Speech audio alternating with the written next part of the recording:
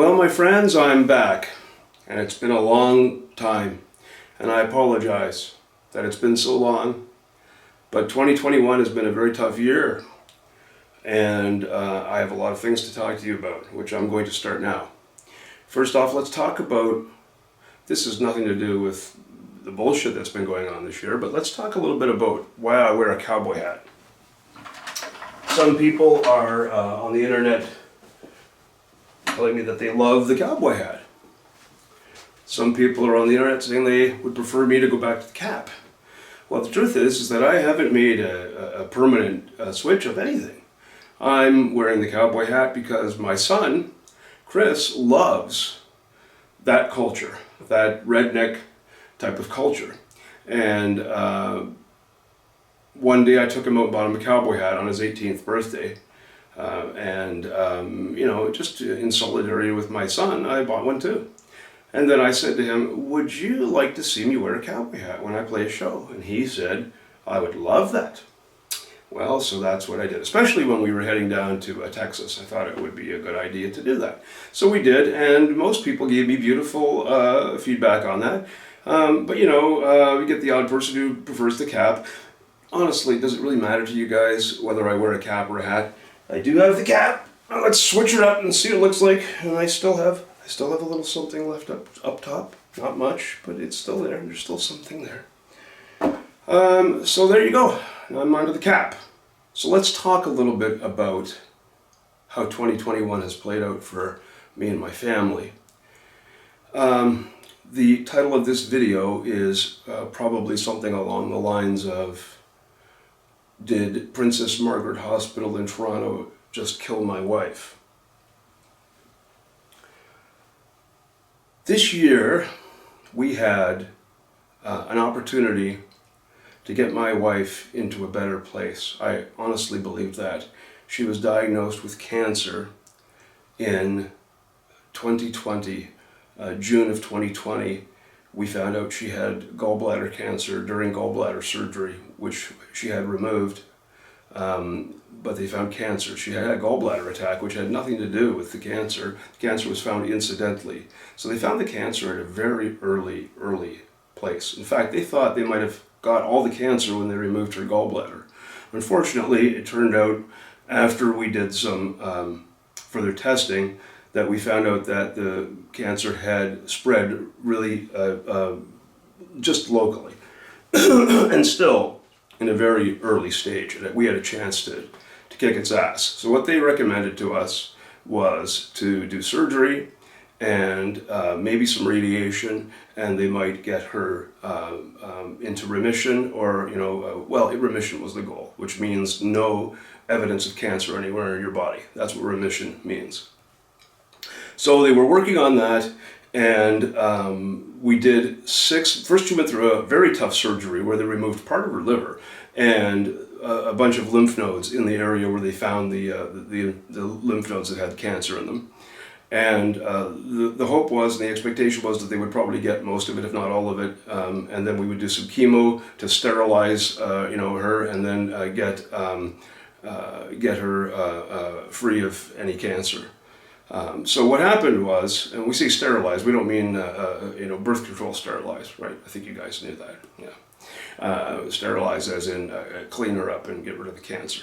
But anyway, she ended up after the surgery starting 6 months of chemo from August of 2020 to February of 2021, and after that we checked and there was very little change. In fact, there was only one lymph node that still had cancer in it, but instead of being 1.5 centimeters in size, it was 1.6 centimeters in size, which is almost not even a statistically significant amount of change. So it held her in check, at least.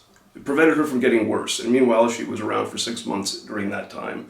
And that was, so it wasn't a complete failure, but it wasn't a success in the sense that it didn't get rid of the cancer. However, we went on to the next type of chemotherapy, excuse me, which started in April of this year, 2021. And she went through that chemo, and the first 2 months of it, we did some imaging, and it looked like she was not only improving, but drastically improving. And boy, were we in a happy place for a very short period of time, but we were. However, when we did more imaging on her in August, we stayed with the same chemo, and we found out that the chemo stopped working. And not only had it stopped working, but she had gotten worse, quite a bit worse. But still, at a point where if we, get our asses in gear, we might be able to get this thing tamed. There's still other options available. At this point, the oncologist, who is a cancer doctor who specializes in chemotherapy, recommended to us that we go to Princess Margaret Hospital in Toronto, which is considered one of the leading cancer treatment centers in the world, and we go to a clinical trial. The reason this was suggested by her was that she said that was the best chance of us getting Rose into a remission state at this point. That was her opinion. We went with it. And then we proceeded to go through what we would call a complete nightmare. Starting in August was the last chemo she had. And between August and today, December 12th, 2021, my wife has not had any treatment of any kind. She moved from stage 2 to stage 4 in cancer. And how could that happen? How could we go 4 months without any treatment at all? Well, one clinical trial, we went down there and they told us, first of all, they started telling us the statistics and the odds were not great that the trial would even help. But when we told that to the doctor we were originally working with, she still said, well, I still tried the trial. It's probably still going to be better than the chemo. Anyway, long story short is we went through 6 weeks of preparing for this trial.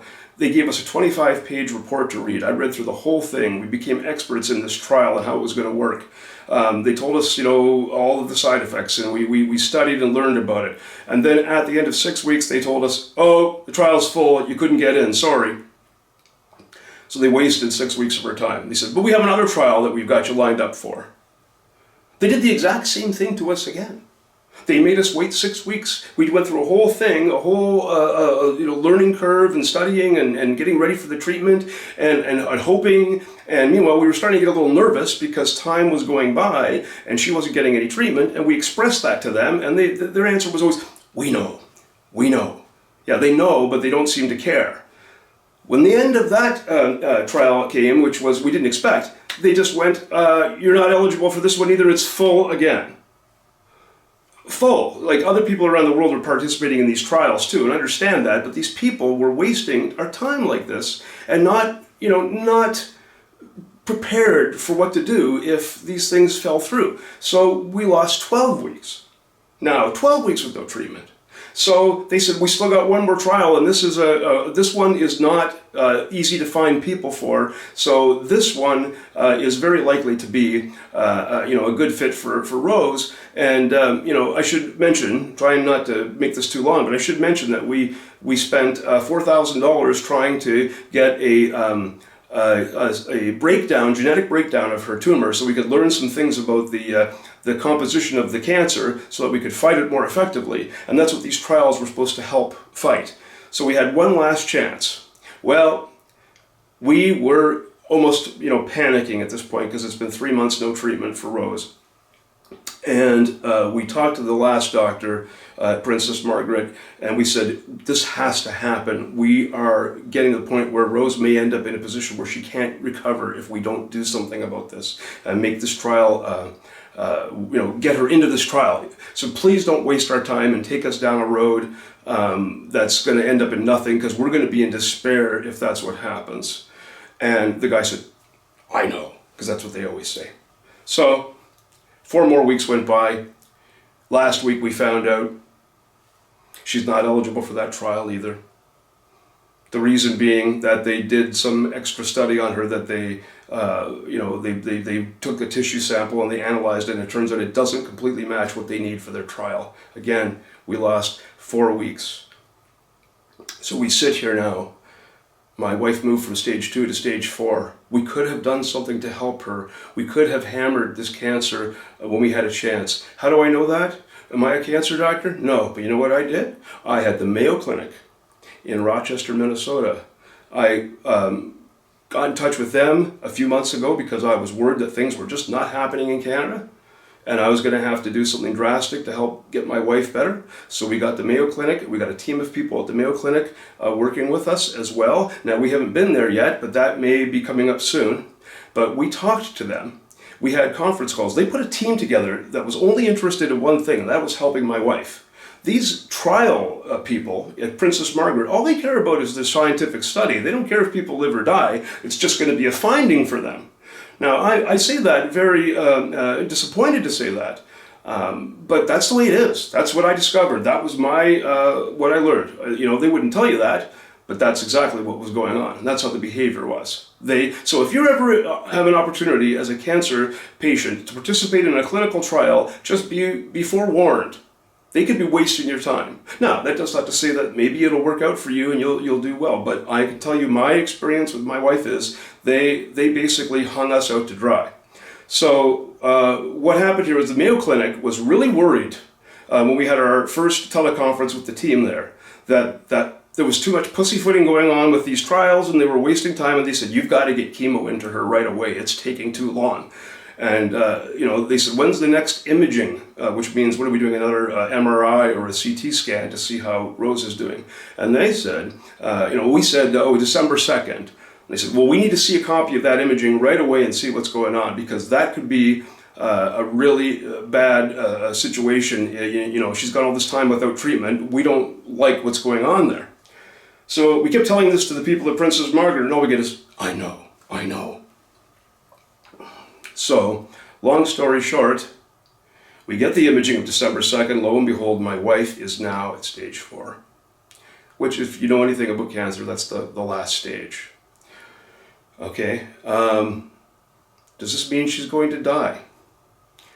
Possibly, quite possibly. But there is still an opportunity to treat her and try and get her better. The thing that's going to happen now, though, is, and it's with the Mayo Clinic's participation, we're going to have to hammer Rose with the highest, most aggressive chemos we can do without killing her, of course. We don't want to damage other organs or put her into any other situation. She's only 61, okay? And her mother is still alive and is 88. So, Rose would probably be around for a very long time to come if it wasn't for the cancer and the subsequent bungling that has been going on. I am going to do everything in my power to help her, as you guys know from previous videos. We're going down a very tough road, really tough road here, starting in 1 week, actually on December 16th. And she's going to start chemo here, and then we're going to keep the Mayo Clinic completely engaged and involved to help guide what's happening. Now, this is expensive, and it's forcing me to do something I would never, ever want to do in my life. It's embarrassing, to be honest with you, for me. I've always prided myself on my financial independence, my ability to do well financially in spite of whatever setbacks I've ever faced with my blindness, with everything else that's gone on in our family. I've always prided myself on that. But it's going to cost a lot of money to help my wife, and I'm going to do a fundraiser. I'm going to hope some people will come through and help. I'll find a way to give back to people if they're willing to help us out. But I need to raise money to pay for the American medical expenses and the incidental Canadian expenses, because there are reports and things I've had to pay for in Canada as well that are not covered by our health insurance. But this is where you need the best medical people in the world working with you if you want to save somebody in this situation. And I'm desperate to help my wife because, we have 2 kids. One of them's autistic. One of them has tried to commit suicide several times. Thankfully she's never been successful. But, we have mental health issues in my family. And Rose has always been the glue that held the family together. And losing Rose is just going to devastate. Losing a loved one in any family devastates people, but this situation is a little more amplified because of all the other bullshit we've gone through. And so I'm going to do a fundraiser, and I'm going to ask people if they're in a position to help. If they can, that would be fantastic. If you're not in a position to help, I understand money's tight for people. But if you're in a position to help, and help me try and save my wife, I would be extremely grateful to you. I'm going to also in my spare time now, work as hard as I can to do some more uploads and some more videos, try and keep everybody informed of what's going on. And I'm going to make a separate video and let you know about Cycle of Contempt. It's done. The record's done. I've been working and focusing on family 100% of the time this year, but there are times when we were able to get some work done, and every time I had a moment, I was working on it. And Cycle is done. It's been delivered to Relapse Records, and it is scheduled, will be scheduled for release after mastering, and we're working on that right now. Relapse is working very aggressively to try and bring that record to you. It won't be till 2022. Big issue there is the pressing plants. The vinyl pressing plants are full from all the demand for vinyl, plus the pandemic also had an impact on that. And that delays the release dates of a lot of records because of the demand on the vinyl pressing plants. Plus, I'm sure a lot of other bands will have albums coming out soon because of the pandemic. They had time on their hands to write and compose music, and so you're going to see a lot of new releases. Hopefully, people will take the time to check out the new Razor album, first one in 25 years, and I'm telling you, it's a beast. It's a beast. I'm so proud of it, and I think you'll find it to be a pretty amazing record too. Anyway. I just wanted to tell you what's going on with Rose and my family and let you know that I am back and will be back on a regular basis, and I apologize for that absence. And again, I'm going to launch a GoFundMe. I'll make another video at some point around that and ask for your help if you're able to give it. And meanwhile, please enjoy my videos. I have some riffing coming up. I'm doing some riffing today. We're going to continue to kick some ass while we deal with this. We're going to kick cancer's ass too. I should tell you, it sounds very bleak, but if I didn't think there was a chance to help Rose and get her into a better position, I would not do a fundraiser. I want to get her the best care that's available and try and save her for our family. And I appreciate you watching the entire video. If you stuck with me, thank you. You're my heroes for sticking with it and listening and showing compassion. And now I'm going to get busy with picking up my guitar and thrashing some stuff out for you guys. So check the videos here. There'll be other videos on my channel today or tomorrow, and look forward to interacting with you guys again. Okay, again, so sorry about the delays. Please enjoy, and all the best to you.